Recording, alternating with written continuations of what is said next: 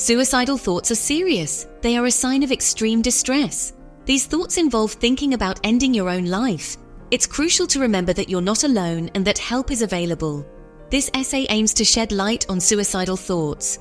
We'll explore their triggers, psychological underpinnings, and practical coping strategies. Suicidal thoughts can manifest in different ways. They might involve fleeting thoughts of not wanting to exist, or they can escalate to detailed plans for ending one's life. It's vital to recognize that any form of suicidal ideation is a serious cry for help. It's not about wanting to die, it's about wanting to escape unbearable pain. Understanding this distinction is crucial for both those experiencing these thoughts and their loved ones. Throughout this essay, we'll delve into the complexities of suicidal thoughts. We'll explore the factors that contribute to them and provide insights from mental health experts. Remember, there is hope and recovery is possible. Imagine carrying a backpack filled with rocks. Each rock represents a problem, a worry, a source of pain. As you add more rocks, the backpack gets heavier. This is a simplified way to understand how suicidal thoughts can develop. Life can throw a lot our way: relationship issues, academic pressures, financial struggles, and more. Each challenge adds weight to our metaphorical backpack. Over time, the cumulative weight can feel unbearable, leading to feelings of hopelessness and despair. When the weight becomes too much to bear, suicidal thoughts can emerge as a seemingly desperate attempt to find relief. It's like wanting to drop the backpack altogether, even if it means leaving everything behind. It's essential to remember that you don't have to carry this weight alone. Reaching out for help is like asking someone to share the load, making it more manageable. Suicidal thoughts rarely appear out of nowhere. They are often triggered by specific events or experiences that overwhelm our ability to cope. Understanding these triggers is crucial for both prevention and intervention. Trauma, in its various forms, is a significant risk factor for suicidal thoughts. Childhood abuse, neglect, witnessing violence, or experiencing a traumatic event can leave lasting emotional scars. These scars can make individuals more vulnerable to suicidal ideation, especially during times of stress. Life transitions and losses can also serve as triggers. The end of a relationship, the death of a loved one, job loss, or a serious health diagnosis can disrupt our sense of stability and trigger overwhelming emotions. It's important to note that triggers vary from person to person. What might feel manageable to one individual could be deeply triggering for another, depending on their past experiences and current emotional state. Mental illness plays a significant role in suicidal thoughts and behaviors. Conditions like depression, bipolar disorder, anxiety disorders, and post-traumatic stress disorder, or PTSD, can distort thinking patterns and amplify feelings of hopelessness. Depression, for instance, is often characterized by persistent sadness, loss of interest, and feelings of worthlessness. These symptoms can make it challenging to see a way out of despair, increasing the risk of suicidal ideation. Similarly, bipolar disorder, with its extreme mood swings between mania and depression, can lead to impulsive behaviors and suicidal thoughts during depressive episodes. It's crucial to understand that mental illness is not a sign of weakness. It's a medical condition that affects the brain, just like any other physical ailment. Seeking professional help is essential for diagnosis, treatment, and support. Section 5. Beyond the surface. The physiological side of suicidal thoughts. While we often focus on the emotional and psychological aspects of suicide, it's crucial to recognize the role of physiological factors. Research suggests that imbalances in brain chemistry can contribute to suicidal thoughts and behaviors. Serotonin, a neurotransmitter that regulates mood, sleep, and appetite, has been linked to suicide. Low levels of serotonin are associated with increased impulsivity, aggression, and suicidal ideation. Other neurotransmitters, such as dopamine and norepinephrine, also play a role in mood regulation and impulse control.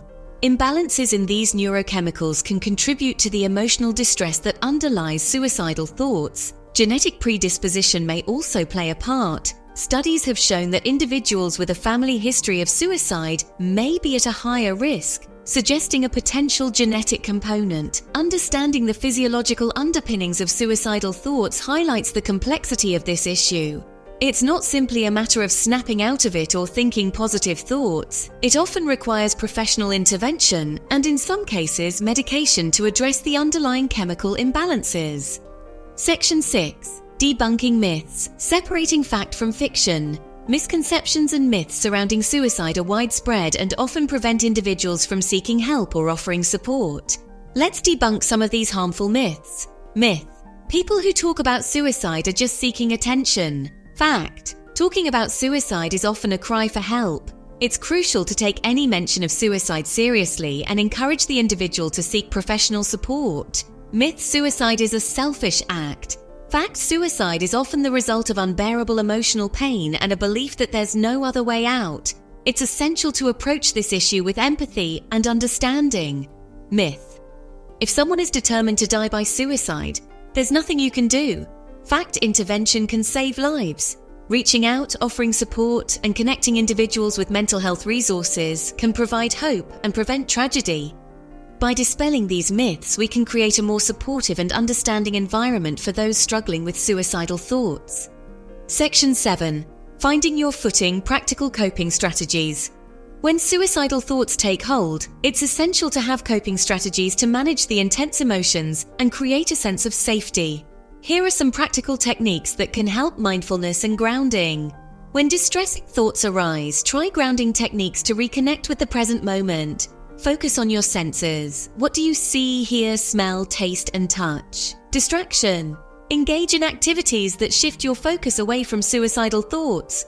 Watch a movie, listen to music, read a book, or spend time with loved ones. Physical activity. Exercise releases endorphins, which have mood-boosting effects. Even a short walk or some gentle stretching can make a difference. Reach out. Don't isolate yourself. Connect with a trusted friend, family member, therapist, or hotline. Talking about your feelings can provide relief and perspective. Remember, these coping strategies are not a substitute for professional help, but can be valuable tools for navigating difficult moments. Section 8. Seeking professional help. A beacon of hope.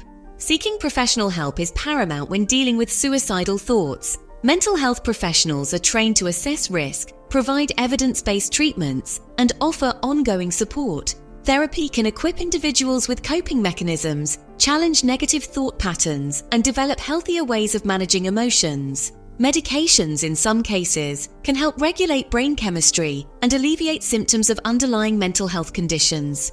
Don't hesitate to reach out to a therapist, psychiatrist, or your primary care physician. They can guide you toward the appropriate resources and support. Remember, seeking help is a sign of strength, not weakness. It's a proactive step toward healing and recovery. Section 9. The power of support systems. You are not alone. Having a strong support system is crucial for navigating suicidal thoughts and preventing suicide. Surrounding yourself with caring and understanding individuals can make a world of difference. Friends and family members can provide emotional support, a listening ear, and a sense of belonging. They can offer encouragement, remind you of your strengths, and help you feel less alone. Support groups, both in person and online, provide a safe space to connect with others who understand what you're going through. Sharing experiences and coping strategies can be incredibly validating and empowering. Remember, you don't have to go through this alone. Reach out to your support system, let them know what you're going through, and allow them to be there for you. Section 10. A brighter tomorrow. Choosing hope and healing. Suicidal thoughts can feel all-consuming, but it's essential to remember that they are not a life sentence. Recovery is possible, and there is hope for a brighter tomorrow. Choosing hope means believing that things can get better, even when it feels impossible. It means holding on to the possibility of healing, growth, and a future filled with purpose and joy. Healing is a journey, not a destination. It takes time, effort, and support. There will be setbacks along the way, but with each step forward, you move closer to a life free from the grip of suicidal thoughts. Remember, you are not alone. Reach out, seek help, and embrace the possibility of a brighter future. You are worthy of love, support, and a life filled with hope.